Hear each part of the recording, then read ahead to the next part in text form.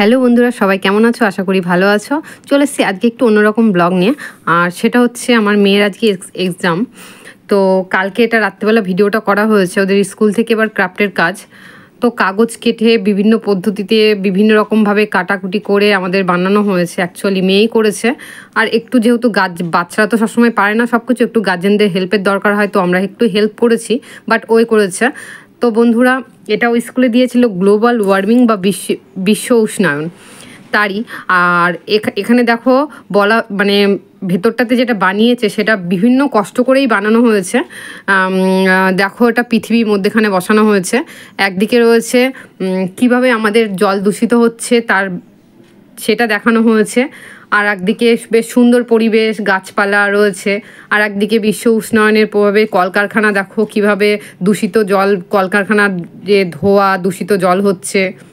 আর একদিকে দেখো সবুজ গাছপালা, ঝর্নার থেকে জল পড়ছে, মানে সুন্দর একটা পরিবেশের সৃষ্টি হয়েছে। আর সেটাই তুলে ধরা হয়েছে এই ক্রাফটের মাধ্যমে।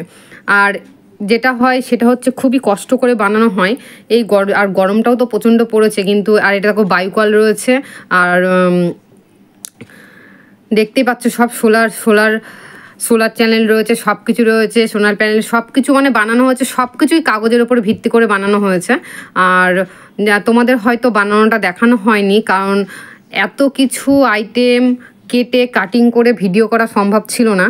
যাই হোক, যেটা মেয়ে করেছে, একটুখানি হেল্প করিনি তা না, অবশ্যই আমার মেয়ে বলে না, হয়তো অনেক বড়রা তোমরা নিশ্চয়ই জানবে, স্কুল থেকে যেসব কাজ দেয়া হয় অ্যাকচুয়ালি বাচ্চারা সবসময় করতে পারে না, তাদেরকে বড়রা অবশ্যই একটু হেল্প করতে হয়। হ্যাঁ, আমি স্বীকার করছি আমার মেয়েকে অবশ্যই হেল্প করা হয়েছে, কারণ ও একা পারেনি পুরোটা করতে। একটু হেল্প না করলে ও কি পারে বলো? এখন তো বাচ্চা মানুষ, ওদের শেখাতে হবে, তবেই তোরা আস্তে আস্তে শিখবে, তাই নয় কি বন্ধুরা? তোমরাই বলো আর তোমরাই জানিও। আর কেমন হয়েছে অবশ্যই জানিও। আর তোমাদের একটু গ্লোবাল ওয়ার্মিং সম্বন্ধে একটু জানিয়ে দিই। আমাদের এই যে পৃথিবীর যে গ্লোবাল ওয়ার্মিং বা বিশ্ব উষ্ণায়ন, দিন দিন কিন্তু এর তাপমাত্রা বৃদ্ধি পেয়েই যাচ্ছে। এর প্রধান কারণ কি জানো? কার্বন ডাইঅক্সাইড এবং অন্যান্য গ্রিন হাউস গ্যাস যেমন মিথেন, নাইট্রাস অক্সাইডের পরিমাণ বৃদ্ধি পাচ্ছে। এই গ্যাসগুলো বায়ুমণ্ডলের তাপ আটকে রেখে পৃথিবীর তাপমাত্রা দিনের পর দিন বাড়িয়েই দিচ্ছে। আর এই গ্লোবাল ওয়ার্মিংয়ের প্রভাবে জলবায়ুর পরিবর্তন হচ্ছে, যার প্রভাবে বিভিন্ন সমস্যা দেখা দিচ্ছে। যেমন সমুদ্রের উচ্চতা বৃদ্ধি পাচ্ছে, বৃষ্টিপাতের পরিবর্তন হচ্ছে, আবহাওয়ার পরিবর্তন হচ্ছে। গ্লোবাল ওয়ার্মিংয়ের প্রভাবে আমাদের খাদ্য নিরাপত্তা এবং পরিবেশ এবং জীববৈচিত্র্যকেও প্রভাবিত করে।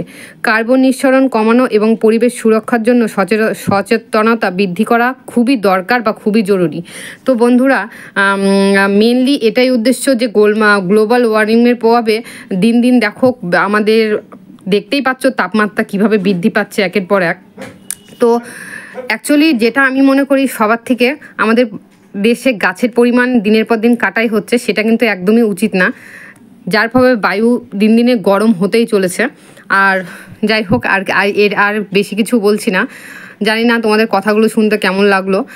বন্ধুরা, খুব কষ্ট করে বানানো হয়েছে, আর ভিডিওটা খুব কষ্ট করে রাত্রেবেলা মেয়েই ভিডিওটা করছিল। আমি তখন রান্নাঘরে বাসন মাজছিলাম, আমি বললাম আমার একটু ভিডিওটা কর, কালকে একটু বন্ধুদের পাঠাবো। তা যাই হোক, ও ভিডিওটা করলো। আর কেমন বানানো হয়েছে বন্ধুরা একটু কমেন্ট করে তোমরা জানিও।